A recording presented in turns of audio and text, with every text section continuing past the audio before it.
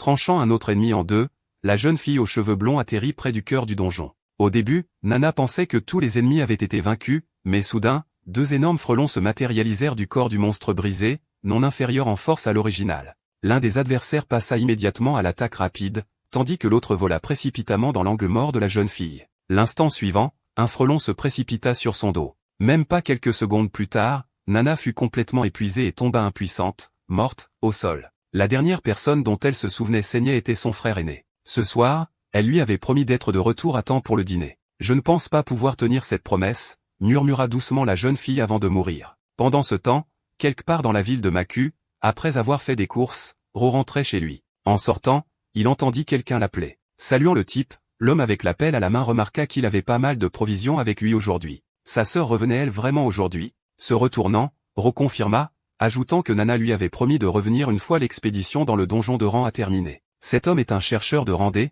Koji Shimura. Le garçon lui demanda comment il allait, ce à quoi il répondit qu'il était presque complètement rétabli. Après avoir promis au type qu'il repasserait un de ces jours, Koji fit ses adieux. Quand Ro partit, l'un des complices mécontents se tenant à côté de Koji demanda pourquoi eux, risquant leur vie, ne pouvaient même pas s'offrir de la viande alors que ce perdant se régalait comme un roi. Son copain expliqua à son tour que le type a une sœur qui est membre des 7 étoiles, la meilleure organisation de Yoram. Koji Shimura demanda à ses partenaires de ne pas être stupides, leur rappelant que c'était Ro qui avait sauvé Nana de la famine en la sortant des bidonvilles. Ro a survécu depuis son enfance en ramassant des ordures et en mangeant des restes. Et bien que cela soit tout à fait louable, l'un des copains a souligné que ce type est finalement devenu juste un parasite vivant aux dépens de sa sœur. Si elle meurt, il devra retourner à la pauvreté. Après un moment, Ro rentra chez lui, plaçant les sacs d'épicerie sur la table. Le garçon regarda sa montre et remarqua qu'il était très en retard. Il voyage loin d'ici pour des ingrédients frais, ce qui l'a un peu retardé aujourd'hui. Décidant de se dépêcher, il se mit à préparer le dîner. Après avoir préparé un tas de plats délicieux,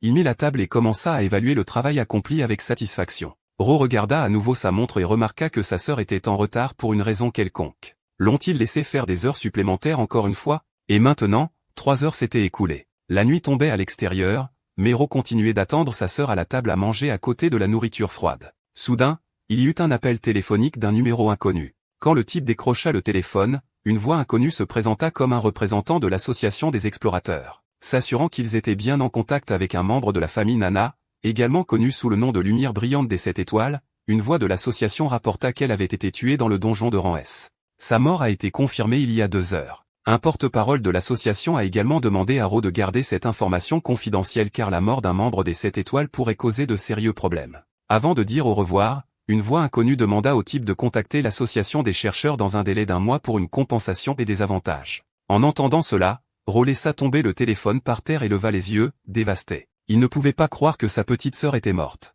Des souvenirs d'elle commencèrent à défiler devant ses yeux, de la façon dont elle avait demandé la permission de l'appeler grand frère, de Nana donnant à nouveau des coups de pied aux fesses de l'intimidateur et lui demandant s'il allait bien, et de la façon dont elle avait promis de revenir bientôt. Ce jour-là, serrant Ro dans ses bras, sa petite sœur lui demanda de ne pas s'inquiéter et de préparer quelque chose de délicieux pour son arrivée. Selon elle, cette expédition n'aurait pas dû être dangereuse puisqu'elle avait été envoyée dans le donjon de Ran. C'est alors que Ro remarqua l'incohérence dans les paroles de sa sœur et de l'homme de l'association. Nana a dit qu'elle irait dans le donjon de Ran A, mais cette voix a rapporté le Ran S. L'association utilise un programme spécial pour enquêter sur la cause si quelque chose arrive dans un donjon de Ran S ou supérieur, surtout quand il s'agit de cette étoile. Mais cette fois, ils ont ignoré le programme et ont contacté la famille directement juste après l'incident. Ils n'ont pas pu découvrir en seulement 2 heures exactement ce qui s'était passé dans le donjon de Ran S, ou peut-être qu'il y a autre chose derrière cela. 5 jours plus tard, le bâtiment principal de l'association des explorateurs. Assis à son bureau, le chef de la branche de Meku, Rakuto Otu, demanda à Monsieur Ro ce qui l'amenait ici aujourd'hui.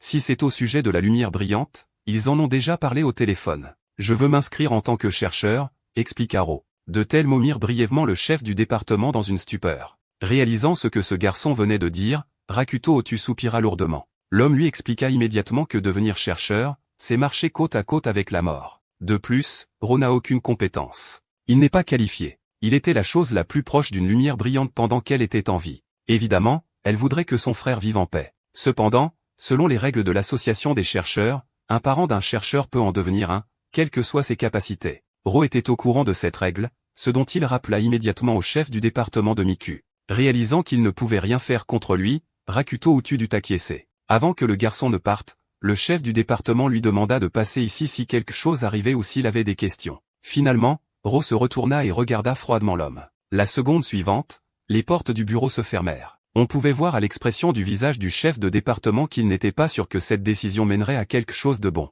À la réception, Ro reçut sa carte d'identité. Ro, 21 ans, rang initial et E. En fait, la conversation entre ce type et le chef du département de Maku a été un peu plus longue. Rakuto Otu raconta que la personne qui était dans l'équipe avec la lumière brillante a utilisé un objet spécial pour s'échapper. Dès qu'il est sorti, Yoram a commencé à préparer une équipe de sauvetage. Malheureusement, ils n'ont pas réussi à la sauver à temps. De plus, il s'est avéré, d'après les informations rapportées au chef de département, que Nana avait effectivement été envoyée dans le donjon scellé de rang S. Otu supposa que la jeune fille avait simplement menti à son frère sur le fait d'aller au donjon de rang A afin qu'il ne s'inquiète pas pour elle. Cependant, Ro ne croira jamais de sa vie que Nana elle-même a choisi de devenir une noble victime. Êtes-vous en train de dire qu'elle a volontairement accepté une tâche qui était impossible pour elle et a pourtant permis à son partenaire de s'échapper au moment le plus crucial, se laissant se défendre seul? C'est n'importe quoi. Ro découvrira la vérité quoi qu'il arrive. Quelque temps plus tard à l'extérieur du donjon de Randé, les chercheurs lourdement armés se préparaient déjà à entrer. Pendant ce temps,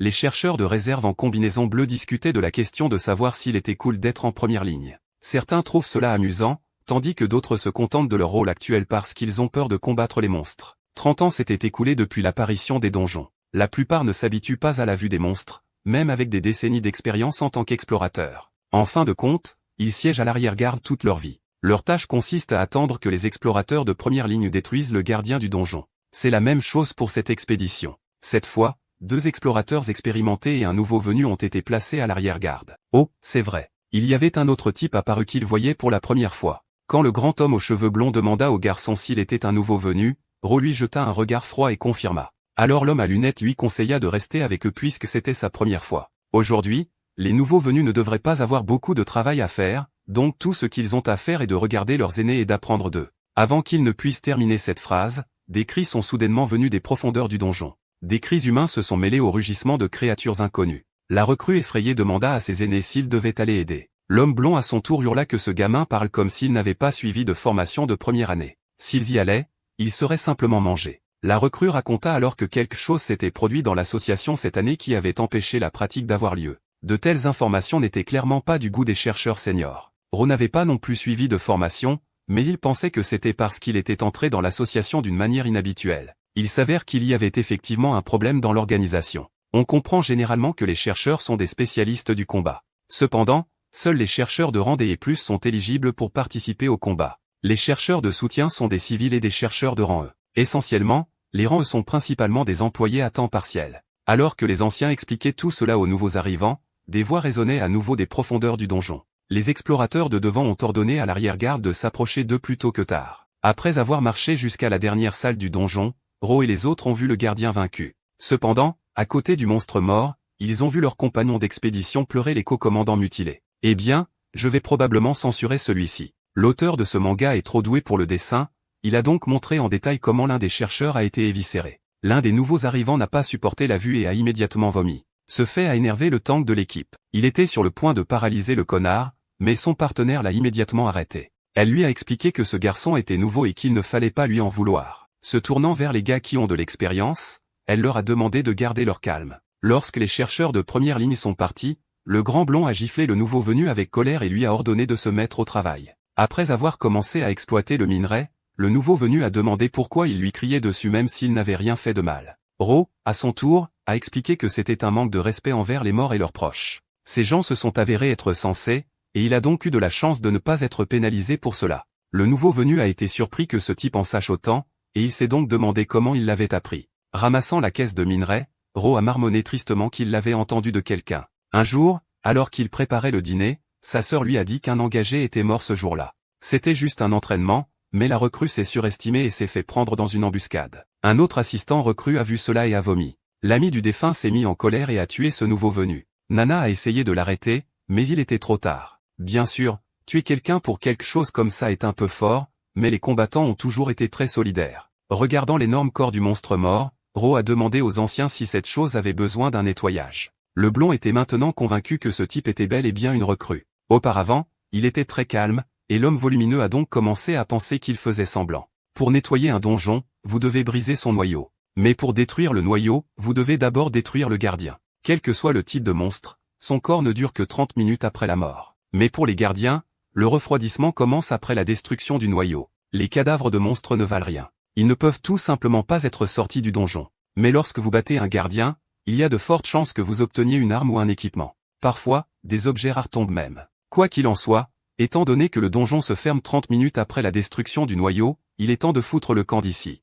Lorsqu'ils ont quitté la porte, les anciens ont permis aux nouveaux arrivants de se disperser, disant qu'ils livreraient eux-mêmes le butin. Le salaire leur sera transféré dans les 3 jours. Enfin, l'homme à lunettes leur a rappelé que ce n'est pas parce que le soutien ne se bat pas que c'est sûr. S'ils veulent durer plus longtemps, ils doivent au moins s'entraîner. Les anciens sont partis et Ro a continué à les fixer pendant un moment. Serrant le poing, il s'est promis de devenir plus fort. 2 jours plus tard, il a de nouveau rencontré le chef du département de Maku. Rakuto Otu a demandé un avis sur le donjon, auquel le garçon a répondu que c'était étrange et dangereux. De plus, il n'y a rien trouvé qui vaille la peine de risquer sa vie. Une telle phrase a déclenché un déjà-vu dans la tête du chef de département. En ouvrant la porte, il a remarqué que Ro et sa sœur se ressemblaient. Ils sont entrés à l'intérieur du bâtiment et se sont retrouvés dans une grande salle d'entraînement. Ro, je trouve ça tellement étrange. Rakuto Otu a soudainement pris la parole. L'homme avait souligné qu'avec l'héritage de Shining Lights, le garçon pouvait toujours vivre dans le confort. Alors quel est son but? Ro a ensuite répondu qu'il ne pouvait pas simplement se détendre, vivre de l'héritage de Nana. De plus, il est sûr que le mot s'est répandu à beaucoup de gens qu'il est une ordure, profitant de sa sœur. Il en a marre de vivre pendant que les gens chuchotent dans son dos. La mort de Shining Light ne restera secrète que pendant un certain temps, mais finalement, on remarquera que c'est Ro qui est le seul héritier. Rakuto Otu est heureux que le garçon ait décidé de devenir plus fort par lui-même. C'est pourquoi il a décidé de le présenter à cet homme ici. Son nom est Charlie List. Il a 37 ans et est membre de l'association des explorateurs du canton de Meku. À partir d'aujourd'hui, il sera le mentor de Ro. Ouais, il a peut-être l'air rude, mais il est le plus fort du département de Miku. Regardant son nouvel apprenti, Charlie a demandé à Rakuto s'il voulait vraiment lui faire garder le gamin. Pour dissiper tous ses doutes, le chef de département lui a dit que ce gamin était le frère de Shining Light. À contre-cœur, Metug a quand même accepté. Ordonnant au gamin de le suivre, Charlie a demandé à Rakuto de foutre le camp d'ici et de ne pas lui taper sur les nerfs. Bientôt, les deux se sont retrouvés seuls ensemble. Charlie a immédiatement deviné que le garçon avait utilisé le privilège d'être l'héritier d'un explorateur d'élite pour arriver ici. L'homme a demandé s'il était sûr de ne pas s'être fait arnaquer. A-t-il la moindre idée de ce que signifie ce privilège? Les explorateurs sont classés en 6 niveaux, de S à E, mais ceux qui dépassent même le classement S sont appelés 7 étoiles. Les chercheurs d'élite bénéficient de privilèges de haut niveau, et même après leur mort, leur famille en hérite partiellement, mais seulement si les chercheurs désignent un héritier de leur vivant. Il est courant d'écrire sur l'héritage dans un testament, mais une partie est la plus rare et considérée comme la plus inutile. Il s'agit du droit de devenir plus fort et de rejoindre une association sans entrave. Si tout ce qui a été expliqué au garçon avait du sens, Charlie a suggéré qu'il fasse son choix maintenant. Choisir quoi? Ro a clarifié, mettant l'entraîneur dans une situation délicate. Se grattant l'arrière de la tête, Charlie a dit au gamin qu'il existait 3 types d'entraînement, l'offensive, la défense et la vitesse. Et comme il pouvait difficilement le lui présenter uniquement en mots, l'homme a décidé de le montrer en pratique. Après avoir fait exploser une cible d'entraînement avec son pied, il a donné un exemple d'exercice offensif. Pour l'entraînement de défense de l'avant-première, il a fait battre 2 assistants méca. L'entraînement à la vitesse, en revanche, consiste à esquiver les attaques ennemies. Après avoir montré tout cela à l'élève, Charlie a suggéré qu'il choisisse son propre style. Regardant autour de lui les débris sous les pieds de l'homme, Ro a été très rapide pour donner une réponse. La défense, a-t-il dit avec assurance. Le lendemain, l'entraînement de Ro a commencé. Le cardio est une partie très importante de tout entraînement. Cependant, le garçon a couru si longtemps que très vite il s'est senti mal. Est-il utile de se forcer au point de vouloir vomir? Maintenant, il commençait à se demander s'il avait fait le bon choix. Lorsque Ro a exprimé son choix, l'entraîneur l'a félicité et a fait remarquer qu'il était plutôt intelligent. Les pères de Charlie choisissaient souvent soit l'offensive pour se protéger, soit la vitesse pour avoir plus de temps pour attaquer ou courir. C'est pourquoi ils sont tous morts maintenant. Cela prouve que les choix que Ro a fait l'aideront à vivre le plus longtemps possible sur le champ de bataille. Maintenant, le gars devra faire son propre programme d'entraînement. Maintenant, Charlie ne penserait pas à entraîner personnellement ce gamin. Quel est l'intérêt de le faire s'exercer de toute façon s'il est à bout de souffle après un court jogging? Pour renforcer suffisamment son corps pour commencer une formation formelle, Charlie a donné 2 mois à l'apprenti. S'il n'atteint pas le niveau minimum d'ici là, le voyou l'abandonnera immédiatement. Et ça ne le dérangera pas que ce type fasse des manières, grand frère. Après avoir réfléchi aux paroles de son entraîneur, Ro a décidé de courir davantage. Jour après jour passait, et il continuait à persévérer dans la construction de son corps. En plus de l'entraînement physique, Il a également étudié des informations sur les monstres et les dangers existants dans les donjons. Un jour, il a mis la main sur un rapport sur le monstre d'Ogimbi. C'est une bête mystique de rang S qui possède les éléments de l'air et de l'eau et qui a une défense physique extrêmement élevée. Le garçon n'avait aucune idée que les bêtes mystiques pouvaient être si puissantes. Pas étonnant que Nana soit si têtue et ne veuille pas que son frère devienne un explorateur. En plus de s'entraîner, Ro a également consommé une bonne quantité de viande pour gagner de la masse musculaire. Ses collègues moins performants l'ont remarqué. De plus, des rumeurs leur sont parvenues selon lesquelles ce gamin allait tous les jours au poste de repos, un endroit où les riches se font soigner les blessures et même se remettre du surmenage. Il n'a même pas encore de pouvoir, et pourtant il vit une belle vie. Comment est-ce possible? Chaque jour, le garçon allait au parc et faisait des exercices d'escalier. Dans le même parc, il s'exerçait sur des machines d'exercice, et cela fait maintenant un mois qu'il a commencé son entraînement. Ro a obtenu des résultats impressionnants en si peu de temps. Le même jour, Monsieur Koji Shimura est passé pour une visite. Le garçon a laissé entrer l'invité. Alors qu'il lui versait du thé, Koji a dit en riant qu'il n'avait même pas reconnu Ro au début. Il semblait s'entraîner pas mal ces derniers temps. Après avoir dit cela, l'homme s'est soudainement tué et a regardé tristement le gars. « Et, Ro, quand Nana revient-elle » il a demandé. En réponse, le garçon a dit qu'il n'en avait aucune idée. Selon les gens de l'association, elle est en voyage d'affaires à l'étranger et ne reviendra pas de sitôt. Mais remarquant l'inquiétude de Koji, Ro lui a rappelé qu'ils se connaissaient depuis longtemps. S'il était inquiet pour quelque chose, il pouvait se sentir libre de demander. Alors l'homme a dit au gars que la façon dont il achetait de plus en plus de choses ces derniers temps attirait l'attention. Comme vous le savez, en ces temps, il y a beaucoup de gens qui ne peuvent même pas se permettre un morceau de pain. De plus, des rumeurs circulaient selon lesquelles il allait au poste de repos tous les jours. Ro a immédiatement deviné que Koji craignait qu'il ne se fasse agresser ou quelque chose du genre. En effet, l'homme ne serait pas inquiet si Nana était aux côtés de son frère. Cependant, il avait entendu dire que quelque chose de mauvais était arrivé à l'une des 7 étoiles. Méfiant, Ro a demandé à son pote où il avait entendu ça. Il s'avère que Koji a accidentellement surpris une conversation entre plusieurs chercheurs de rang A. L'association semble vouloir garder les choses secrètes, mais il y a des gens qui essaient de savoir ce qui s'est passé. Dis-moi honnêtement, comment va Nana? Koji Shimura a demandé à nouveau, mais Ro a seulement souri et a expliqué que si quelque chose arrivait à sa petite sœur, il ne pourrait tout simplement pas vivre comme ça. Après qu'il ait dit cela, les deux sont restés assis en silence pendant un certain temps. Finalement d'accord avec lui, Koji s'est souvenu qu'ils s'étaient en effet toujours plus souciés l'un de l'autre que d'eux-mêmes. S'excusant pour une question si étrange, l'homme a dit qu'il avait encore quelque chose à faire et a promis de rendre visite à son pote un de ces jours. Il a dit au revoir et en quittant l'appartement a fermé la porte derrière lui. Ro a immédiatement sorti son téléphone et a appelé l'un des contacts signés comme idiot numéro 3. « Tu as enfin décidé de m'appeler » est venue une voix de l'autre côté. Se souvenant qu'il avait essayé de l'appeler 45 fois au cours des 2 derniers mois, la voix s'est demandé pourquoi Ro l'avait appelé lui-même si soudainement. Était-ce à cause des 7 étoiles? Pourquoi n'as-tu pas simplement demandé à une association? Eh bien, cela dépend de ton attitude, ont été les derniers mots que l'idiot numéro 3 a prononcés avant que Ro ne raccroche. Lorsque le gars a rappelé l'interlocuteur, ce dernier était devenu plus coopératif. Mais juste pour être sûr, il a menacé d'appeler sa sœur aînée si le type continuait à dire des bêtises. L'idiot numéro 3 essayait depuis tout ce temps de comprendre ce qui était arrivé aux 7 étoiles. Il a découvert que l'un d'eux était mort, mais n'a pas pu déterminer qui exactement. L'association essaie désespérément de cacher cela, mais il fallait s'y attendre car même une blessure à l'une des 7 étoiles attirerait l'attention de tout le pays. Et comme Ro demande à l'intermédiaire à ce sujet au lieu de sa sœur, l'idiot numéro 3 a maintenant des raisons de croire que quelque chose est arrivé à Nana. « Je vais contacter ta sœur », dit froidement Ro,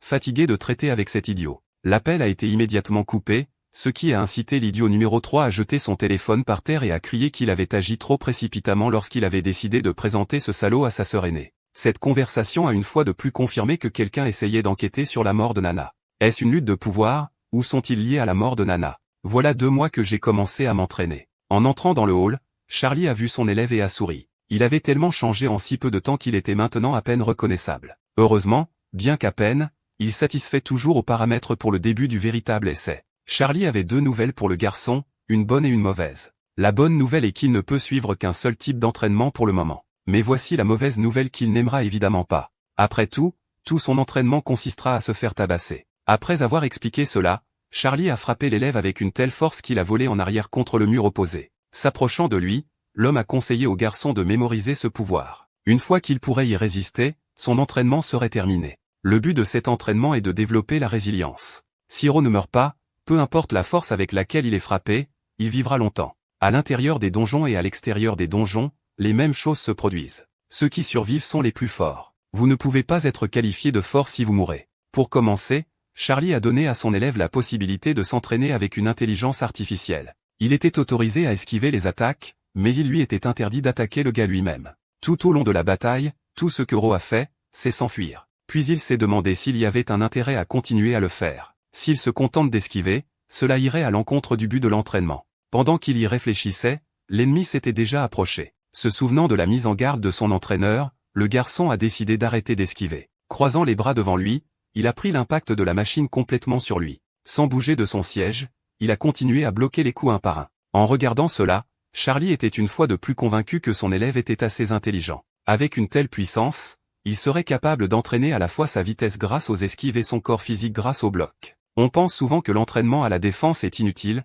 mais en fin de compte, tout le monde comprend que la défense ne se limite pas à la force physique. Charlie, qui était sur le point de dormir un peu, a été interrompu par un appel téléphonique soudain. Toute la semaine dernière, il n'avait dormi que 3 heures par nuit. Donc, s'il était forcé de faire d'autres courses, il irait à l'association et saccagerait tout le bureau. Dès que Charlie a mis le téléphone à son oreille, cependant, son expression de colère s'est transformée en une expression sérieuse. Dans le village de Mizuyasu, un donjon de rang S était apparu dans le donjon de rang S. Il avait déjà consommé la majeure partie du village. Assis dans son bureau, Rakuto Utu a entendu frapper à la porte. Une fois à l'intérieur, Charlie Lys leur a dit que Kazami des 7 étoiles leur avait donné le feu vert. Bien sûr, ce serait plus facile si Shining Light était avec eux, mais Charlie a aussi de très bons pouvoirs de persuasion. Prenant place sur le canapé, le voyou avisé réalisa qu'il n'avait pas d'autre choix que de s'occuper de ce problème dès que possible. Ils n'ont pas pu fermer cette porte depuis plus de 2 semaines maintenant. L'équipe Kazami est allée au donjon, mais au final, ils ne sont revenus qu'estropiés.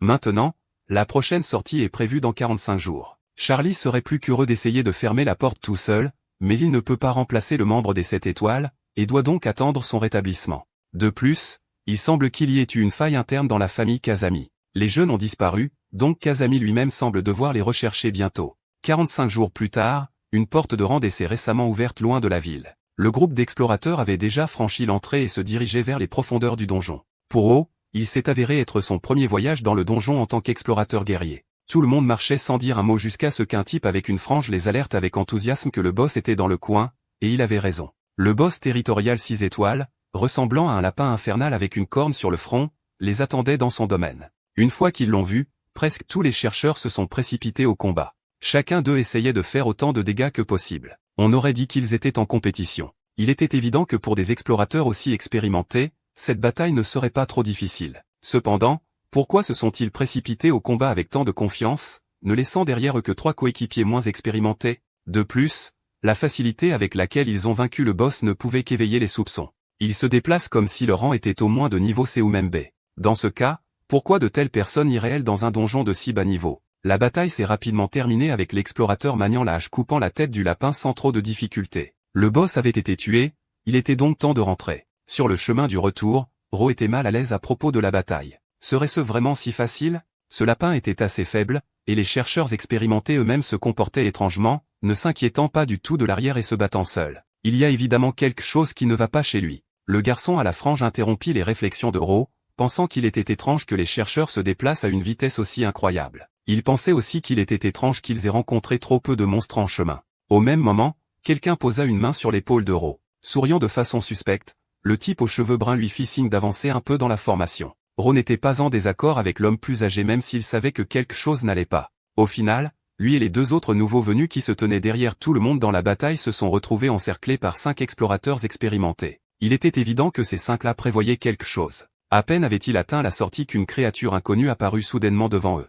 Il s'est avéré être un monstre, ressemblant extérieurement à une carte à jouer combinée à une roue de la fortune. Il était clair, d'après le visage des anciens, que c'était exactement ce qu'ils attendaient. Juste en voyant cette chose, l'un des nouveaux venus tomba par terre de peur. Il reconnut immédiatement ce monstre. Criant désespérément qu'il était utile, le type pointa son doigt sur Ro et suggéra qu'il soit celui qui soit choisi comme victime. Le monstre invisible était exactement la raison pour laquelle ces salauds ont emmené les nouveaux venus dans le donjon avec eux. Un jour, rentrant à la maison après une autre expédition, Nana raconta à son frère qu'aujourd'hui, ils étaient tombés sur un monstre invisible. C'est une créature vraiment ennuyeuse qui fait voter les gens pour des victimes. Au début, ça ressemble juste à une roulette. En fonction du nombre total de chercheurs dans l'équipe, on calcule combien de personnes seront laissées au monstre pour qu'il les mange. Lorsque le choix est fait, un vrai monstre apparaît et tue tous ceux qui ont été choisis pour être sacrifiés. Il y a 60 secondes pour voter. Malheureusement, Personne ne sait ce qui se passera si vous ne choisissez pas de cible dans ce délai. Quiconque est resté pour combattre le monstre invisible après l'expiration du délai était à jamais dans le donjon.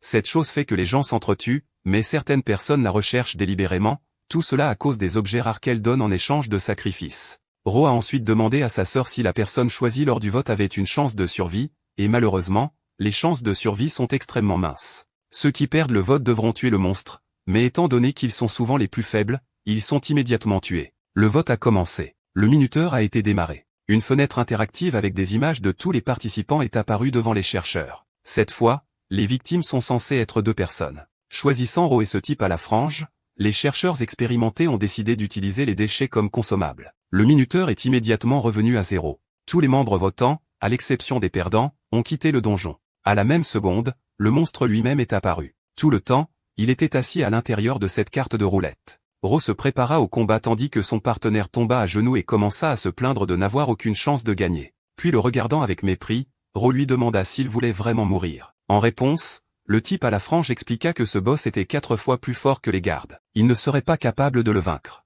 Dès qu'il a dit ça, il a reçu un puissant coup de poing dans l'estomac. Il s'est avéré que c'était Ro qui l'avait envoyé voler avec un coup de pied de sa jambe ultra rapide. Ainsi, il a sauvé son partenaire morveux d'une attaque rapide de l'ennemi. Après avoir bloqué le coup du monstre, il a sauté en arrière vers son coéquipier allongé sur le sol. Il a ensuite mis son épée devant lui et a dit qu'il n'allait pas abandonner même si son adversaire était beaucoup plus fort. Sans lui donner une seconde pour faire une pause, le monstre invisible bondit à nouveau sur lui. Au même moment, l'expédition de Kazami des 7 étoiles et de ses hommes à la porte de Ranès près du village de Mizuyasu touchait à sa fin. Maintenant, une clarification rapide. Ce n'est pas la porte où le protagoniste est allé. Ro est allé dans un donjon de bas niveau dans un endroit différent le même jour. Alors, oui, nous nous sommes un peu éloignés de l'histoire de son combat et dans un endroit différent. Debout devant le portail, Charlie List attendait que les explorateurs sortent. Bientôt, le pied de quelqu'un est apparu hors de la porte. Tangeant Kazami Shin des 7 étoiles avec ses hommes sortis du donjon avec des visages tristes. Après avoir donné l'arme supplémentaire à son assistant, Kazami a dit à Charlie que Tsuyoshi avait été sacrifié. Il s'est avéré qu'un monstre invisible était apparu dans le donjon. L'équipe a refusé de sacrifier qui que ce soit, mais Tsuyoshi s'est avancé et a voté pour lui-même. Inquiet de la situation, Charlie a décidé de demander si Kazami avait éliminé le risque d'enfant de la chance. Bien que l'une des 7 étoiles ait essayé de le convaincre qu'il n'y avait rien à craindre, le voyou a expliqué qu'il devrait quand même vérifier par lui-même. Il doit vérifier le processus, peu importe qui le fait, car l'enfant de la fortune est la plus grande menace pour l'humanité. Un ancien enfant de la fortune a utilisé la vie de 4 explorateurs de classe S et de 17 explorateurs de classe A pour devenir un puissant assassin. Tsuyoshi est un enfant fort, et s'il devient enfant de la chance, Charlie n'aura pas d'autre choix que de prendre la vie de cette étoile. Invoquant son assistante, Kazami lui demanda de signaler au chef qu'à partir de maintenant, la classe S n'était pas le rang le plus élevé dans le donjon. L'homme a mis sa veste et s'est tourné à nouveau vers Charlie. C'est alors qu'il m'a dit qu'il avait récemment reçu une lettre. Cette lettre indiquait que la lumière brillante avait été ravivée. Pendant ce temps, la bataille de Ro avec le monstre invisible se poursuivait. L'ennemi n'arrêtait pas d'attaquer le garçon, le faisant rapidement perdre de l'endurance. Après un autre coup puissant, Ro fut projeté sur le côté et blessé à la poitrine, mais le monstre invisible possédait la capacité d'effectuer même des attaques à longue portée. Il a étendu l'un de ses tentacules et a essayé à nouveau de finir le type. Heureusement, Ro a pu esquiver. Autant il détestait l'admettre, son ami pleurnichard à la frange avait raison. Cette chose était en effet très puissante. Cependant, si son ennemi avait 5 fois la puissance du gardien, il serait mort maintenant. En d'autres termes, le salaud se joue juste de lui. Le monstre invisible peut facilement étendre ses membres. Cela a fait réaliser à Ro que combattre à distance n'est pas la meilleure tactique pour lui. De plus, pendant toute la bataille, cette créature n'a jamais bougé son corps principal une seule fois. En supposant que la faiblesse de la chose était qu'elle ne pouvait pas bouger, le garçon a pris la décision de continuer le combat au corps à corps. Aussi près que possible de son adversaire, il a essayé de le percer avec son épée. Au début, il pensait que ça marchait. Cependant, il a vite vu quelque chose qui a remplacé sa confiance par la terreur. Une autre mâchoire est apparue sur le corps du monstre, qui a immédiatement brisé son épée. Ayant désarmé le garçon, l'ennemi a lié une de ses jambes. Jouant avec sa victime, le monstre l'a soulevé dans les airs et a commencé à l'agiter d'un côté à l'autre comme un drapeau. N'en ayant pas assez, il a jeté le garçon au sol avec une force énorme. Le corps de Ro était très bien entraîné, mais même lui ne pouvait pas résister à un coup aussi puissant. En regardant le monstre brutaliser son partenaire, le garçon à la frange ne comprenait pas pourquoi il continuait à se battre. Peu importe les méthodes qu'il essaie, il n'a aucune chance. Ayant finalement épuisé sa victime, la créature l'a amené jusqu'à son museau. La bouche grande ouverte, elle s'est préparée à dévorer le garçon. Ro n'a jamais pensé qu'il mourrait comme ça. Déjà au bord de la mort, une vision est apparue devant ses yeux. Tendant la main vers lui, sa jeune sœur l'a invité à rentrer à la maison. Il y a 4 ans, cimetière de la ville. 1 mois auparavant, Kazumi Akoma était mort en essayant de sauver Angie dans le donjon. Ils avaient été un couple merveilleux. Kazumi veillait toujours sur Angie et s'assurait qu'il ne se déprimait pas. Debout devant leur tombe, Ro a essayé de convaincre sa petite sœur que cette tragédie n'était pas de sa faute. Bien sûr, Nana le savait. Cependant, depuis qu'Ikoma était mort au travail, elle avait peur que son frère ne meure un jour également. Que fera-t-elle alors? C'est pourquoi elle est déterminée à faire ce qu'elle peut pour Ro. Son grand frère vaut plus pour elle que sa propre vie. Nana savait que son frère allait aussi devenir un explorateur. Tant qu'elle serait en vie, elle n'allait pas laisser cela arriver. Ce jour-là, après lui avoir caressé la tête, Ro a promis que cela n'arriverait jamais. De plus, elle est aussi la personne la plus importante pour lui, et il ne va donc pas ignorer ses souhaits. Soudain, les souvenirs de mort ont été interrompus par le cri de quelqu'un. Étalé, le garçon à la frange a frappé le monstre invisible, mais malheureusement, son épée s'est également brisée en morceaux. Tremblant de peur, il a regardé ce qui restait de sa lame. Dans la même seconde, le monstre lui a donné un coup de pied dans le ventre, le renvoyant contre le mur opposé. Le garçon aux pellicules a immédiatement perdu connaissance. Maintenant, Ro avait finalement perdu espoir. Le monstre serrant ses mâchoires a mordu fermement le bras droit du garçon. Le garçon a essayé de dégonder les mâchoires de la créature, mais tout a été vain. Il ne voulait pas mourir sans découvrir la vérité sur la mort de sa petite sœur. Quoi qu'il arrive, il ne laissera personne se mettre en travers de son chemin. Décidant qu'il n'avait pas le droit de mourir dans un endroit comme celui-ci, Ro a griffé le membre du monstre avec ses dents. L'ennemi ne s'attendait pas à une telle action, et a donc immédiatement crié de douleur, dégondant ses mâchoires. Ro lui-même, à son tour, avait déjà complètement arraché le tentacule de la créature avec ses dents. Cela lui a permis de se libérer de l'emprise mortelle de son adversaire. Alors qu'il tombait au sol, il se préparait déjà à recevoir un contre-coup. Alors qu'il levait soudainement les yeux, il a vu le monstre invisible disparaître pour une raison quelconque. Il s'avère que les tentacules sont le point faible de cette créature. Avec sa morsure, Ro a essentiellement détruit le cœur du monstre invisible. De toute façon, c'est fini pour lui aussi. Avec une dernière excuse à Nana, le garçon a murmuré qu'au moins c'était un match nul. Au même moment, son corps était presque complètement guéri pour une raison quelconque. Se relevant, Ro a vu une étrange fenêtre système bleue devant lui. Cette fenêtre système disait qu'après avoir vaincu le monstre, l'utilisateur avait acquis Hyperial, l'objet spécial de guérison passive jetable appliqué automatiquement. C'était la seule raison pour laquelle Ro a survécu à cette bataille. De plus, après la bataille, il avait obtenu la compétence de réutilisation X. Un certain temps s'était déjà écoulé depuis ce jour-là, mais le garçon n'arrivait toujours pas à comprendre à quoi servait exactement cette compétence. La notification indiquait simplement le nom de la capacité, mais ce qu'elle faisait exactement n'était même pas mentionné. Cette fois, Ro n'a survécu que par miracle. Cela lui a fait réaliser une fois de plus à quel point il était faible. Alors que le garçon était assis sur le lit, il a reçu un appel sur son téléphone de Koji-san. Après avoir parlé avec lui, Ro a dit qu'il se rendrait immédiatement sur le site. Voyant son copain, Koji Shimura l'a salué avec un sourire. Expliquant qu'il n'était pas encore prêt, l'homme a fait signe au garçon de s'asseoir. Koji a demandé à son ami si ses blessures allaient bien. Ro a répondu en disant qu'il allait beaucoup mieux. Grâce à Hyperial, il a été complètement guéri en quelques jours. Soupirant fortement, Koji-san a souligné que la plupart des gens dans les donjons étaient inutiles. Une équipe équilibrée et surtout fiable était souhaitable pour voyager en toute sécurité lors d'une expédition. Malheureusement, tous les explorateurs célèbres avaient déjà recruté des équipes. L'un des membres de la ligne de front a interrompu leur conversation, rappelant à l'équipe de soutien qu'il était temps de se mettre au travail. Proposant de parler un peu plus tard, Koji a dit qu'ils devaient d'abord faire leur travail. À l'intérieur du donjon, une image inhabituelle s'est ouverte devant eux. Il s'avère que c'est un donjon riche en ressources avec un boss qui présente relativement peu de risques. Koji est déçu d'avoir été embauché comme simple soutien lors d'une telle expédition. Oui, les vues dans ce donjon sont magnifiques, et il est sûr d'être ici. Mais vous ne devriez pas manger les premiers champignons que vous voyez, ou vous pourriez être empoisonné comme ce type. Ils devront passer beaucoup de temps à rassembler des ressources ici. Si Koji avait su que ce serait si ennuyeux, il n'aurait pas invité Ro ici, mais au moins il pourrait apprendre les subtilités de la collecte ici. Après tout, il y a pas mal de choses bizarres et différentes ici. Alors que Ro cueillait un autre champignon, Koji l'a remarqué et l'a averti que la chose était inutile. Pendant ce temps, l'équipe principale avait vaincu l'un des ennemis. Ils ont appelé Koji et lui ont demandé de rassembler des ressources dans la zone pendant que les explorateurs de la ligne de front continuaient leur chemin. Se retournant vers son copain, Koji-san lui a fait signe de le suivre. Ro était sur le point de se lever quand soudain le champignon dans sa main a commencé à agir étrangement. Soudain, le champignon a simplement disparu de sa paume. Regardant autour de lui, le garçon a vu ce champignon au même endroit où il avait initialement poussé. Seulement cette fois, il avait l'air étrange. Essayant de se rappeler quand il avait eu le temps de laisser tomber ça, Ro a décidé de suivre Koji-san. En atteignant la pièce finale, L'équipe principale a achevé les gardes et a demandé à Koji et à ses assistants de nettoyer l'endroit. Pendant 20 minutes, les assistants ont continué à ramasser des champignons et d'autres ingrédients utiles. Aujourd'hui, Ro a appris que l'environnement d'un donjon détermine ce qui y pousse. Par exemple, son donjon précédent avait beaucoup de minéraux. Celui-ci a différentes plantes qui y poussent. Ayant obtenu un tiroir plein de ressources utiles, le garçon allait le montrer à Koji-san. Mais en marchant vers lui, il n'a pas remarqué la pierre qui se trouvait sous ses pieds.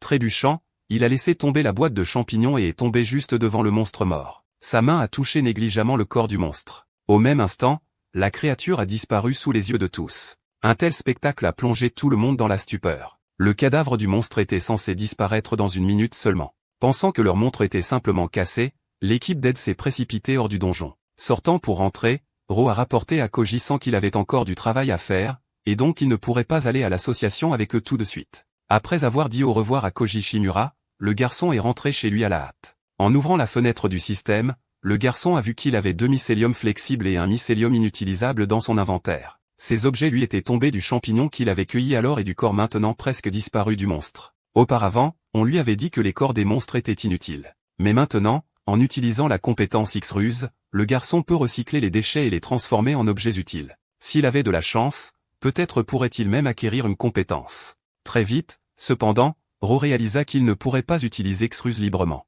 Il n'a pas la force de se défendre. Si quelqu'un découvre quelque chose d'aussi cool, il essaiera de profiter de lui. S'asseyant sur le canapé, le garçon se demanda ce qu'il devait faire dans un tel cas. Pour l'instant, il n'est pas assez fort pour aller seul dans le donjon. Mais même s'il essaie d'utiliser cette compétence quand tout le monde est parti, il y a toujours une chance qu'il se fasse prendre. Il devrait utiliser X-Ruse sans attirer l'attention. C'est alors que Ro a eu une idée plutôt bonne. Bien sûr, cela pourrait déranger un peu Koji-san, mais Ro est sûr de le rembourser pour avoir profité de lui. Pendant ce temps, dans le domaine des Kazami des 7 étoiles, assis dans son lit, un type à franges bandées regarde par la fenêtre. Au même moment, Kazami entra dans sa chambre. L'homme en colère demanda au garçon pourquoi il s'était disputé avec son père et comment il était entré dans le donjon. Le type écaillé répondit à son tour que c'était sa vie, et qu'il décidait lui-même de ce qu'il voulait faire. Kazami Senior répondit en disant qu'il ne verrait pas d'inconvénient à ce que son frère décide de risquer sa vie et de faire quoi que ce soit. Au contraire, il respecterait son choix. Mais s'il se soucie toujours de sa famille, il devrait davantage chérir sa vie.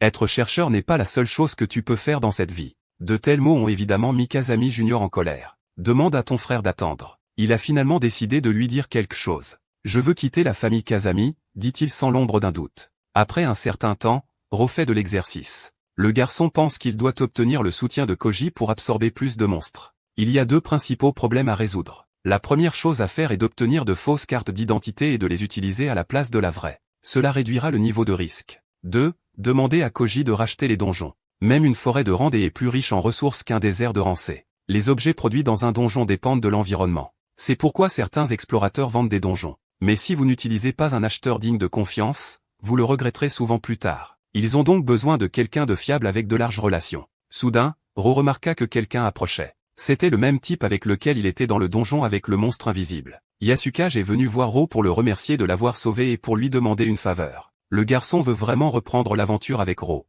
D'après ce qu'il a entendu, Ro a été un peu choqué. Yasukage a remarqué que Ro n'avait pas une force surhumaine, mais cela ne l'a pas empêché de se battre jusqu'au bout quoi qu'il arrive. Ro se demanda si Yasukage était venu directement à cet endroit. Il rassemblait probablement des informations sur Ro. Yasukai ne voulait en aucun cas offenser son sauveur, mais Ro lui conseilla de trouver quelqu'un de plus compétent et de plus fort que lui et lui demanda de ne pas le poursuivre davantage. Techniquement, Yasukai a également aidé Ro, donc ils sont quittes. De plus, Ro n'aime pas les gens qui abandonnent si facilement. Ro demanda une fois de plus de ne pas le suivre ou le poursuivre. Yasukage était un peu contrarié, mais il n'abandonnerait pas. Après un certain temps, Ro rencontra Koji. L'homme a réussi à trouver un donjon à vendre, bien que cela se soit avéré être une tâche assez difficile. Pour une raison quelconque, le schéma d'apparition des donjons est en train de changer. À cause de cela, il y a des problèmes avec les offres de vente, et les informations sont devenues très chères aussi. Ces changements sont très suspects, mais le plus important est de savoir comment cela affectera l'existence de l'humanité. Soudain,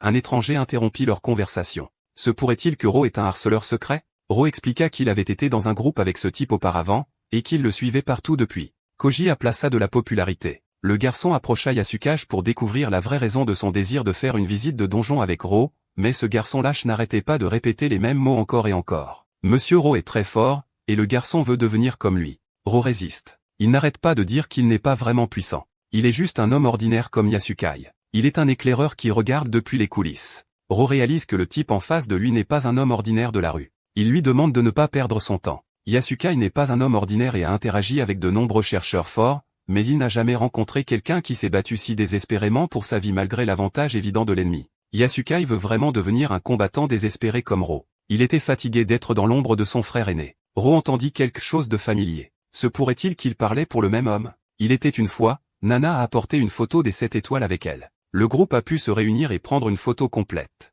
Il y avait tout le monde dedans. Je veux dire, Shinshin est le frère ou la sœur de Yasukaga. Ils sont tous les deux de la famille Kazumi. Bien qu'ils soient frères, ils sont assez différents l'un de l'autre. Leurs personnalités sont totalement opposées. Quel genre d'éducation la famille Kazami donne-t-elle? Ro refuse une fois de plus Yasukaga. Il ne veut choyer personne, mais veut juste vivre une vie tranquille. Yasukaga ne trouvait pas les mots justes pour changer la vie de Ro de quelque manière que ce soit. Koji intervint dans la conversation. Il était temps de se mettre au travail. Ro dit au revoir à Yasukaga et se dirigea vers le donjon. En entrant dans la grotte, les explorateurs trouvèrent le corps d'un monstre qui ressemblait à une grande pieuvre. Le travail semblait demander beaucoup d'efforts. Un des travailleurs en voulait au corps du monstre car il serait impossible de le déplacer pour accéder aux ressources. Un autre chercheur doit se dépêcher car c'est aujourd'hui l'anniversaire de sa fille. Ro a gentiment proposé de lui laisser le travail. Il n'y a plus rien de précieux ici. Il peut s'occuper du reste. L'homme a remercié le type et a promis de lui offrir une gâterie la prochaine fois en signe de sa reconnaissance. Dernièrement, Ro n'a trouvé que des matériaux ordinaires, et cette fois, il espère un butin plus précieux de ce monstre. Dès que le type a touché le tentacule avec sa main, le corps du monstre a commencé à disparaître. Acquis. Tentacule de poulpe séché 3 pièces. Peau de poulpe endommagée 1 pièce, mais la compétence la plus précieuse était le corps de bronze. Cette compétence peut augmenter la durabilité physique.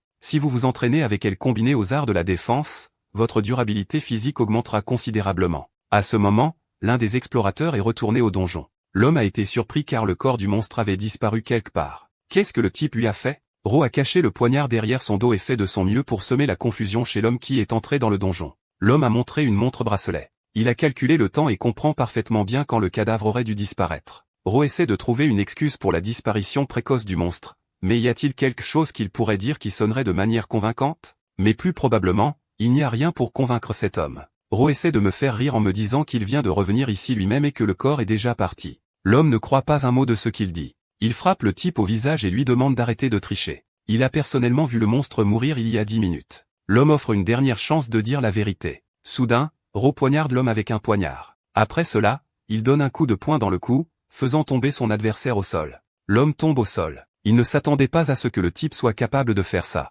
Ro a sorti son poignard. Il donnait à l'homme une chance de se relever. Après ces actions, Ro a commencé à se diriger vers la sortie comme si de rien n'était. L'homme le regarda. Ces rumeurs pourraient-elles être vraies? Ses yeux ont commencé à se fermer lentement. Après un certain temps, Ro se lave les mains de sang. Le gars se regarde dans le miroir. Il réalise qu'il a commis un meurtre. Mais ce qui est plus bizarre, c'est qu'il semblait même l'apprécier. Dans un monde où il n'est pas clair si la loi fonctionne même, le meurtre n'est rien d'inhabituel. Il ne va pas chercher d'excuses. Le meurtre est un meurtre, mais il ne laissera personne se mettre en travers de son chemin. Ça fait 1 mois. Rose est toujours impliqué dans le nettoyage du donjon. Il essaie de prendre son temps et de terminer son travail à la toute dernière minute pour éviter des situations comme celle qui a conduit aux victimes.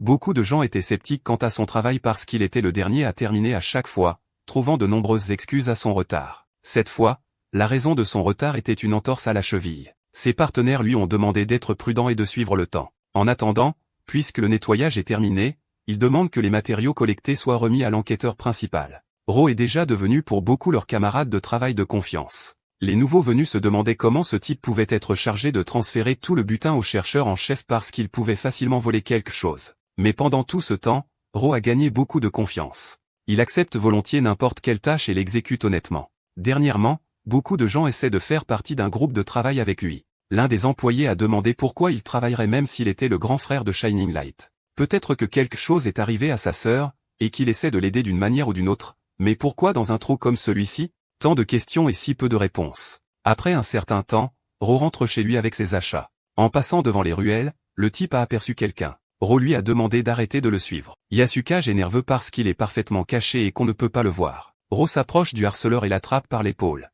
Grandement effrayé, Yasukaga a crié. Il a commencé à chanceler en arrière, et par conséquent, il s'est cogné la tête contre le mur. Ro est surpris car pour un lâche comme ce type, il est bon pour traquer les gens. Mais ici, la traque secrète demande de la pratique. Yasukaga demande une seule chance à nouveau. Yasukaga demande à nouveau une seule chance, mais ses forces diminuent, et il commence à avoir des doutes et envisage parfois d'abandonner. Ro ne prononce pas un mot et continue silencieusement de rentrer chez lui. Yasukage a commencé à suivre le type et à parler de la façon dont il avait probablement trouvé quelque chose pour lequel il pourrait être utile. Ro sourit. À quoi pourrait servir un homme aussi faible? Yasukage a dit qu'il pourrait être utile pour vendre les marchandises que Ro essaie de vendre. Le personnage principal était troublé. Il n'aimait pas que ce gamin soit capable de flairer ses affaires. Yasukage a vu le regard menaçant sur le visage de Ro et a commencé à expliquer ce qui s'était passé plus en détail. Yasukage a vu le regard menaçant sur le visage de Ro et a commencé à expliquer en détail ce qui s'était passé. Yasukage a des relations et n'en saura pas plus que nécessaire. Ce sera certainement bon pour Ro. Même si Yasukage n'a pas le pouvoir, il a assez de valeur pour compenser cela. Si Ro continue à vendre seul, tôt ou tard, quelqu'un le remarquera. Peut-être que faire équipe avec ce type ne serait pas si mal. Ro a essayé de dire quelque chose, mais quelque chose l'a arrêté. Il y avait du bruit dehors. Dans un endroit aussi sûr, il y a eu une explosion. En regardant un bâtiment voisin, ils ont remarqué 2 silhouettes humaines sur le toit. C'était le frère aîné de Yasukage, mais qui était l'autre personne? À côté de lui, une personne inconnue dans un manteau blanc volait dans les airs. Le type au masque ne s'attendait pas à attraper l'une des 7 étoiles. C'était un assez gros poisson. Shinchin a pointé sa main sur son adversaire en utilisant une sorte de compétence. Son pouvoir a pu ébouriffer ses cheveux et déchirer sa capuche. L'inconnu se demandait pourquoi le type avait immédiatement commencé à attaquer. Ne voulait-il pas poser des questions ou en apprendre davantage sur son adversaire? Shinchin a juste fermé les yeux. Apparemment, il avait des plans très différents. Pour lui, ce n'était pas une conséquence. L'inconnu était perplexe, un méchant aux couleurs vives qui apparaissait spectaculairement en public. Il devait travailler dur pour gagner sa vie afin de pouvoir montrer un peu de respect et coopérer. Shinchin est prêt à coopérer, mais seulement après l'avoir tué. Il fallait s'attendre à ce que le droit divin soit si impitoyable. Unknown pensait que c'était impoli, mais ils peuvent le faire. Shinchin attaque en premier et se jette dans la mêlée. Inconnu souffle la boule de feu qu'il vient de créer de la paume de sa main. Shinchin essaie de contrer avec une mise au sol. Dès que la boule de feu et l'épée entrent en contact, il y a une violente explosion. Au même instant, l'épée de Shinchin apparaît du nuage de fumée. Inconnu arrête facilement son attaque car il s'attendait à ce que son adversaire ne soit pas trop facile. Au même moment, la pointe d'une seconde épée s'approche de l'oreille droite de l'homme inconnu. Shinchin assomme son adversaire avec un coup direct sur le côté proche du visage. La deuxième épée s'envole des mains de l'homme encapuchonné inconnu. Shinchin la tire vers lui et l'attrape avec sa main. Le gars est surpris. Il a maintenant de nouvelles informations concernant Shinchin. Maintenant, il sait que ce type a une compétence de 2 épées. Souriant, le gars a dit qu'il commençait à devenir nerveux. Pendant que les deux se battent, Yasukage et Ro continuent de surveiller la situation. Le frère cadet avance légèrement. Il veut faire quelque chose à ce sujet. Ro saisit brusquement l'épaule du gars. Pense-t-il vraiment qu'il peut aider son frère de quelque manière que ce soit? Même s'il se précipite courageusement en avant, il sera simplement tué. S'il se soucie vraiment de son frère, il devrait donner la priorité à sa propre sécurité. Shinchin est le chef le plus fort des 7 étoiles. Mais qui est ce type en robe? Comment peut-il être si sûr de pouvoir le gérer en tête-à-tête? Ro prend son téléphone et prend une photo de son agresseur. Yasukage se rend compte que c'est la chose la plus intelligente à faire de rester inaperçu, mais n'y a-t-il vraiment pas d'autre option? Ro se retourne et rentre chez lui. Ils doivent faire ce qu'ils peuvent. Un instant plus tard, les garçons se tiennent à la porte de l'appartement de Ro. Ro promet de réfléchir à la proposition et de reprendre contact dès qu'il aura bien réfléchi. Yasukage demande au gars d'attendre une minute de plus, mais à ce moment-là, la porte se ferme sur son visage. Il espérait pouvoir participer aussi. Une fois à l'intérieur de l'appartement, Ro a commencé à chercher des informations sur l'homme mystère. Il a téléchargé toutes les données dans l'ordinateur et a essayé de trouver un indice. Ro scrute chaque image. Il doit y avoir quelque chose qui aidera cette affaire. Dans l'un des plans, le gars remarque un étrange emblème à l'intérieur de sa cape. Il appelle quelqu'un d'urgence et demande à ce qu'on fasse attention à la marque. J'ai besoin de toute information concernant cette image qu'il vient d'envoyer. Environ 30 minutes se sont écoulées et l'appel tant attendu est arrivé. La voix au téléphone m'a dit que c'était un chercheur de haut rang, Komori Amman. Le design est basé sur son chat préféré, mais il a été confirmé mort en août dernier. Ro a été surpris car ils ont dit mort, pas tombé dans l'exercice de ses fonctions. C'est exact. Il n'a pas été tué dans le donjon. Il est mort près de l'entrée d'un donjon de rang A. Apparemment, le corps était dans un état horrible, mais le coupable n'a toujours pas été identifié. La voix au téléphone a demandé où le gars avait vu ses armoiries. Cette question a rendu Ro méfiant quant à la raison pour laquelle il s'enquérait de quelque chose comme ça. Dans tous les cas, si Ro a vu cela ou a remarqué ce symbole quelque part, il devrait rester à l'écart. À moins que la personne à l'autre bout du fil ne se trompe, cette marque signifie qu'il s'agit d'un pillage. Ro ne comprend pas de quel trophée de guerre nous pourrions parler. Le gars a ouvert la porte du balcon. En sortant sur le balcon, il remarqua un homme inconnu en robe blanche quittant les lieux. La voix au téléphone poursuit en expliquant que cet emblème était probablement un trophée commun qui dénote un symbole de victoire. Ro demande de partager tous les indices dont dispose la personne à l'autre bout du fil. Voler les armoiries de quelqu'un et les conserver comme un trophée, autant qu'il sache, seul un groupe appelé Cruz fait cela. Et l'homme dans la vidéo est enveloppé de plus de mystère que le patron de Cruz. Tout ce que l'on sait jusqu'à présent, c'est qu'il s'appelle Z, et rien d'autre n'est connu à son sujet. Ro se demande quelle est cette étrange organisation. La fille assise devant le gars lui demande de la mettre sur haut-parleur pour qu'elle puisse entendre leur conversation aussi. Alors que le gars le met sur haut-parleur sur son téléphone, il se demande si Ro a entendu parler de ces gars. Nana les a mentionnés une fois. Si c'est le cas, alors Ro doit savoir qu'il s'agit d'un groupe international avec une structure assez complexe.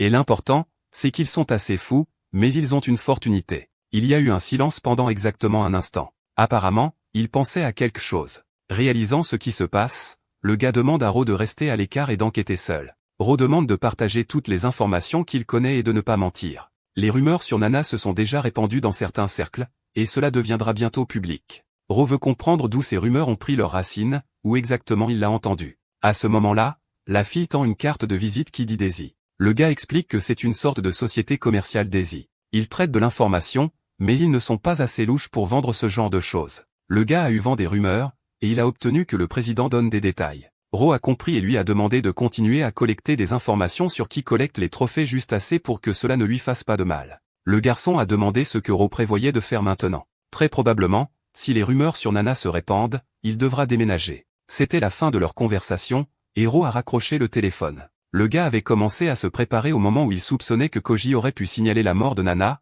mais il ne s'attendait pas à ce que l'association la cache si soigneusement. Il est juste content qu'il ne l'utilise pas comme appât pour le profit. Après un certain temps au centre d'entraînement, Ro continue de pratiquer les arts défensifs. Le gars remarque un coup de poing venant vers lui du côté gauche. Il encaisse l'attaque avec son corps. Il était juste à temps pour se baisser et mettre son épaule au sol. Le barrage de véhicules continue. Une fois que les robots se sont dangereusement rapprochés pour une raison quelconque, ils se sont arrêtés. À ce moment-là, Charlie est entré dans la salle d'entraînement. Il était impressionné par la rapidité avec laquelle le garçon se développait. Ro a remercié Charlie d'être un bon mentor. L'homme a dit que ce n'était pas de sa faute car il ne lui avait pas beaucoup appris, et le gars n'est venu ici que quelques fois. Normalement, quelqu'un avec un corps comme Rose, peu importe son talent, ne serait pas capable de gérer 2 robots d'entraînement en si peu de temps. Ro se rend compte que tout est grâce au système et à ses améliorations. Charlie se rend compte que quelque chose ne va pas ici, mais il ne va pas demander ce qui ne va pas parce que ce serait de la curiosité inutile. Eh bien, l'autre question est pourquoi il est ici aujourd'hui. Après tout, le garçon n'était certainement pas venu pour s'entraîner. Ro regarda Charlie en silence. Apparemment, le gars est venu pour en savoir plus sur Kazami Chinchin qui a failli provoquer une catastrophe. Charlie prit place sur la marche et fit signe au garçon de le rejoindre. Que s'est-il passé ce jour-là? Il a presque détruit toute la ville de Miku. C'était assez choquant. Il peut sembler froid, mais quand il craque, c'est fini. Ce combat avec la robe blanche n'était rien. Robe blanche était fort, le seul qui ait jamais emmené Kazami aussi loin. Mais la grande question est de savoir comment il a provoqué Kazami Shin, car Shin était sur le point de perdre le contrôle en conséquence. Ro a dû entendre de la lumière brillante que Kazami est le plus fort des 7 étoiles, mais cela suppose qu'il n'est pas maîtrisé. La vérité est que Kazami est le seul des 7 étoiles avec un limiteur. S'il est supprimé, il finira par devenir une machine à tuer. À cette époque, les rangs des 7 étoiles étaient basés sur la force. La première place est allée à Nana. Elle était la plus forte, c'est ce que disent les archives. Mais en même temps, ils ont dit que Kazami Shin était vraiment le plus fort de tous. Ro était certainement intéressé à l'entendre, mais ce n'était pas pourquoi il était venu ici, ou plutôt, ce n'était pas ce qu'il voulait entendre. Si le type n'est pas venu se renseigner sur Kazami, alors il veut se renseigner sur la robe blanche. C'est exactement ce qui intéressait Ro. Charlie est prêt à raconter, mais il veut entendre une bonne raison. Nana n'est pas morte juste d'une course de donjon. Ces gars-là devaient le savoir depuis longtemps. Charlie était d'accord avec l'affirmation du type. Charlie a dit qu'il avait prévu d'utiliser Ro comme appât pour attirer le manteau blanc, mais maintenant Ro peut se retirer en toute sécurité. Ro était confus. Charlie complotait pour garder le type dans l'ignorance. Charlie a expliqué que s'il le lui disait, il n'y aurait pas de retour en arrière. Mais si le type l'entend maintenant, il y a 99% de chances qu'il meure, ce qui va à l'encontre des souhaits de la lumière brillante. Veut-il vraiment tout savoir? Jusqu'où est-il prêt à aller? Robe blanche, membre d'un tout nouveau groupe complètement inconnu appelé les Saints, et 7 étoiles sont obligés de choisir un nouveau membre. Ro s'est enquis de la raison pour laquelle inviter soudainement un nouveau venu. Est-ce vraiment à cause de ces Saints? Charlie répond qu'ils ne savent rien des Saints, mais leur cible est claire. Ro essaie de comprendre qui il cible. Recherche-t-il tous les chercheurs ou seulement les 7 étoiles? De toute façon, c'est la même chose. Si tous les chercheurs sont détruits, il finira par rencontrer les 7 étoiles. D'un autre côté, s'il prend les 7 étoiles, le reste des chercheurs est essentiellement sans valeur. La seule chose qu'ils savent est son nom de code. Quoi qu'il en soit, les méchants disent toujours la même chose. Ils commencent juste à délirer tout seuls. C'est comme une secte qui vénère un dieu sombre. Et dans une large mesure, il y a des idiots comme ça à tout moment et à chaque époque.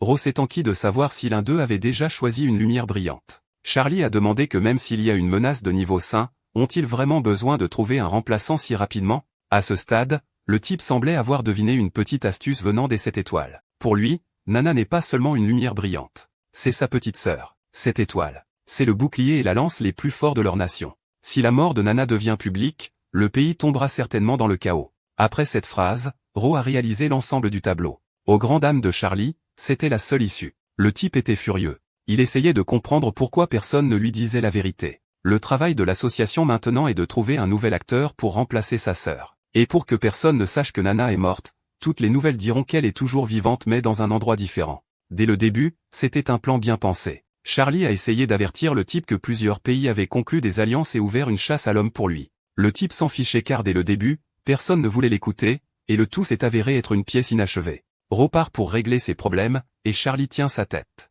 Il a dit tout de suite qu'il ne voulait pas faire partie de ça. Après un certain temps, le type arrive dans un bois. Selon la carte, il est au bon endroit. Et en raison des événements récents, il ne pourra pas aller à la guilde pendant un certain temps, et l'auto-apprentissage a ses limites. C'est pourquoi il ne lui reste que ce plan. Il a dû payer une fortune pour cette information. Il espère vraiment que c'est à jour. Après s'être frayé un chemin à travers les forêts denses, le type a finalement trouvé le portail. La société de négoce d'Aisy était incroyable. Ils ont pu trouver l'entrée du donjon dans un endroit aussi isolé. Sans perdre de temps, le type y entre. Devant lui se trouvait une grotte remplie d'eau et d'arbres et de plantes clairsemées. Ro ramasse une pierre du sol et la lance au milieu de l'étang. Soudain, un énorme requin saute hors de l'eau en essayant d'attraper une pierre. Le type devait avoir complètement manqué de chance. Il prévoyait de s'entraîner ici, mais d'après ce qu'il semble, ça ne va pas marcher. Ro veut vérifier ce que cette grotte cache d'autre. Sautant rapidement de rocher en rocher, il s'approche du milieu de la piscine. À ce stade, le requin essaie d'attaquer à nouveau. Ro l'arrête avec une barre de bras et la replonge dans l'eau. C'est la première fois de sa vie qu'il est autant ennuyé par un poisson.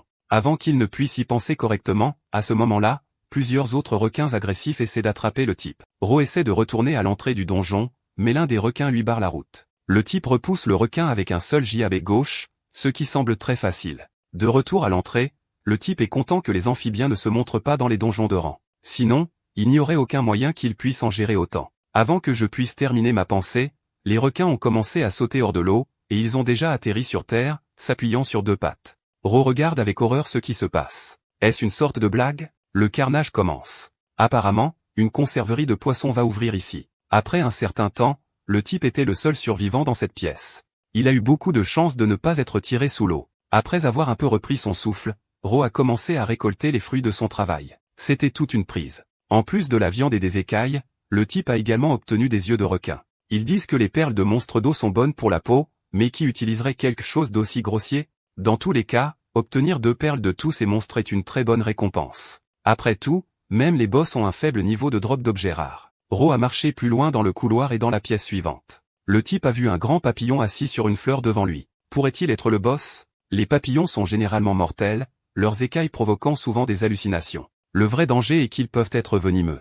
Ro lance son poignard droit sur la cible. Peut-être qu'il va le sortir de là. La lame atteint la cible avec précision. L'étrange liquide remplissant le trou autour de la fleur sur laquelle le papillon était assis commence à disparaître. Dès que l'eau a complètement disparu, la racine de la fleur a pu être vue. Mais le plus intéressant était que dans ses racines se trouvait une grosse pierre brillante. Ro saisit brusquement son poignard. Le papillon n'était-il qu'un frimeur et les sèmes de poisson une véritable menace? Le gars balance un couteau de camping, et encore une fois, c'est un coup net. Le cristal se brise en minuscules éclats. Peut-être que ce n'était pas si grave, et que le gars a eu de la chance aujourd'hui après tout. Si c'était un vrai boss, Ro serait probablement mort maintenant. Le gars s'accroupit à côté du papillon pour obtenir des ressources utiles. En le touchant, il a vu la vie. Acquis. Sérendipité un PCS. Un jour, vous ferez une rencontre inattendue. Après un certain temps, Ro faisait du jogging. Soudain, Koji croisa son chemin. Ro se rapprocha et salua l'homme. Koji remarqua que le garçon devenait de plus en plus fort de jour en jour. De plus, Koji recherche une équipe fiable, il a donc décidé de présenter le garçon à quelqu'un. L'homme a promis de lui envoyer leurs coordonnées un peu plus tard. Cette fois, Koji avait encore beaucoup de questions différentes. L'une d'elles concernait les cadavres des boss de donjon. Pourquoi Ro les collectionnait-il? Mais le gars n'a rien dit en réponse. Cependant, comme les schémas du donjon avaient commencé à changer, plus personne ne vendait de donjon. pour décomposer plus de cadavres, Ra demandait à Koji des informations sur toute personne vendant des donjons ou des cadavres de boss. Ne recevant pas de réponse à la première question, Koji posa la suivante. Puisque Koji aide beaucoup le gars, il veut savoir ce que Ro et Nana ont en commun, s'il y a des nouvelles d'elle. Les rumeurs se répandent-elles vraiment si vite? Pensa Ro. Koji a dit qu'il y avait des rumeurs à propos de Nana, ou plutôt que quelque chose de mauvais lui était arrivé. Quand il arrive quelque chose à la 7e étoile, tout le monde panique. De plus, les règles pour passer les donjons changent également pour les membres de la guilde des chercheurs, donc toute la foule de la guilde des chercheurs est très alarmée. Ro commença à rassurer Koji. La guilde s'en occuperait rapidement, il n'y avait donc pas lieu de s'inquiéter. Nana a dit que sa mission serait bientôt terminée, et quand elle reviendrait, ils dîneraient tous ensemble. Et probablement la dernière question que Koji voulait poser était de savoir où Ro avait été ces derniers temps. J'ai été enfermé à faire un entraînement intense, répondit le garçon. Ro était à nouveau évasif, car en vérité, il attendait son heure dans les donjons. Koji a écouté tout ce que le gars lui a dit. Qu'il le croie ou non, nous ne le saurons pas encore. Les réponses étaient toutes très logiques. Le gars avait une bonne forme, une bonne humeur. Sur ce, ils se sont dit au revoir. L'homme vaquait à ses occupations, et Ro le fixait intensément dans son sillage. Le garçon se demanda un instant s'il était plus fort. Serait-il capable de récupérer sa petite sœur? Après un certain temps, Ro rentra chez lui et trouva Yasukage devant la porte d'entrée. Yasukage était heureux de le voir. Ro se demandait combien de temps le garçon l'attendait ici. Plein d'optimisme, Hachiko a dit que ce n'était pas long du tout, environ 10 jours. Ro entra dans l'appartement suivi de Yasukage et demanda d'une voix tremblante s'il pouvait entrer. Ro répondit sans émotion, « Tu peux partir maintenant ». Yasukage est ravi que Ro fasse de lui son coéquipier. Yasukage n'est-il pas toujours aussi amical? Ro réfléchit à la proposition du garçon. Si la seule chose qu'il voulait était d'aller dans les donjons communs, la réponse serait non. Si Yasukage pense que Ro est très fort, alors malheureusement pour lui, c'est une opinion erronée, et ils n'ont plus rien à se dire. Il y a autre chose dans laquelle ils peuvent être de bons alliés. La question est de savoir si Yasukage peut le faire. Ru veut que Guy vende quelque chose pour lui sur une longue période. Guy recevra 30% et Ru recevra 70%. Peu importe comment il le vend, mais on ne peut pas le déshonorer. Ne laissez personne savoir que Ru est impliqué. Yasukage accepte d'aider. Il connaît bien les compétences commerciales. Ru peut également aider avec un plan d'entraînement pour le gars si c'est ce qu'il veut. Un nouveau partenaire commercial est incroyablement heureux d'entendre de telles nouvelles. C'est un bon endroit pour en finir pour l'instant. Ro est très occupé et demande à Yasukage d'aller chez lui. Ro a fourni au gars un numéro de téléphone et a dit qu'il le contacterait bientôt pour discuter des détails. 7 jours plus tard, Ro est parti pour un autre balayage de donjons. Les informations sur les donjons que Daisy Trading fournit s'éloignent de plus en plus dans la campagne. Cette fois, ils ont acheté des informations sur 3 donjons de rang E à Daisy Trading. Ils se trouvent dans des zones reculées, éloignées les unes des autres. Les donjons bien situés sont très demandés et apparaissent rarement sur le marché. De plus, avec les schémas de donjons qui changent, Daisy Trading vend moins de donjons. De plus, Ro n'a pas obtenu de réponse cohérente avant son départ, mais il y a de l'espoir que son jeune frère Kazami soit là avec de bonnes nouvelles. Une autre porte d'entrée vers les donjons se trouve dans la zone de la bambouseraie. Soudain, un serpent très étrange a bondi sur le gars, mais Ro a réussi à repousser son attaque. C'était très étrange. Les animaux devraient éviter les donjons. Elles ne devraient pas être à l'entrée comme ça. Mais que se passe-t-il si c'est à cause des changements dans la disposition du donjon? Cela pourrait être de mauvais augure. Nous devons nous dépêcher. Ro entre dans le portail. Cet endroit s'est avéré assez familier. Le paysage est similaire au monde réel, mais le flux du temps semble différent de l'extérieur. Une fois de plus, une tentative d'attaque inattendue. Cette fois, c'était un morceau de bambou, mais à peine les gars se sont-ils levés que les mêmes serpents ont immédiatement fondu. Un serpent a été coupé en plein air. L'autre était serré dans son poing, après quoi ils ont jeté un épi de maïs vivant ou quoi que ce soit d'autre. Le nombre de monstres ne cesse d'augmenter. À ce rythme, ils sont coincés. Après avoir couru quelques mètres, Ro s'est arrêté. Quelque chose ne se passait pas comme il l'avait prévu. Tous les monstres ont arrêté d'attaquer. C'était comme si le type était hors de leur portée. Ro est un peu frustré car il n'a pas pu collecter une telle quantité de bons matériels, mais il y a une grotte très prometteuse devant lui. En s'approchant, le type a vu l'homme inconnu. Première pensée, puisque c'est un donjon, c'est probablement un monstre humanoïde. Mais pourquoi apparaîtrait-il soudainement dans un donjon de rang E? Les humanoïdes sont le type de monstre le plus rare. Depuis l'apparition des donjons, moins de 100 ont été confirmés. Une autre raison pour laquelle si peu ont été confirmés est que tous ceux qui ont vu un humanoïde sont morts. Le mystérieux humanoïde a demandé s'ils s'étaient déjà rencontrés.